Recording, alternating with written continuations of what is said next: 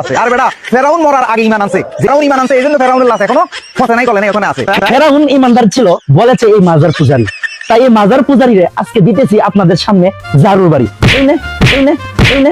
50,000 বছর নামাজ পড়লে জান্নাতে যাইবো এরকম দলিল কেউ দিয়া পারবো? আরে না না না, নামাজ পড়লে জান্নাত পাবেন না, গাঞ্জা খাইলে আর মাজারে সিজদা দিলে আপনারা জান্নাত পাবেন। ওই হালাল পুতে পরে কি কয় একটু শুনুন। আমি করে জান্নাতে যান, আমরা যাবো না, আমরা শাহালির লগে থাকবো। ওই হালাল পুতে গাঞ্জাটা মনে হয় বেশি খাইছে। বাবা শাহালি ওরা জাহান্নামে নিব, আর জাহান্নামে নিলে ওর জাহান্নামে যাইবো।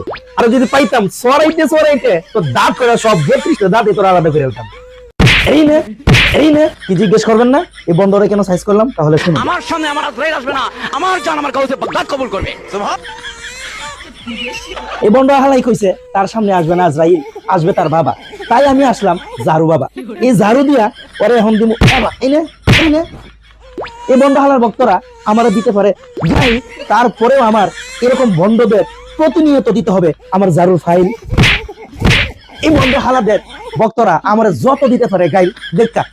এই নে এই নে বন্ধুরা, এই জারু দিয়ে বন্ধ ভাবুদের আজকে কোন সাইজ, এর বিনিময়ে মহান আল্লাহ আমাকে দিবে সারপ্রাইজ। আর মহান আল্লাহ আপনাদের যদি হয় ভালোবাসার প্রিয়ার, অবশ্যই ভিডিওটি করে দিবেন শেয়ার। এদেরকে মারতে মারতে হয়ে গেলাম ক্লান্ত, ভিডিওটি ভাইরাল হলেই আমি যাবো শান্ত।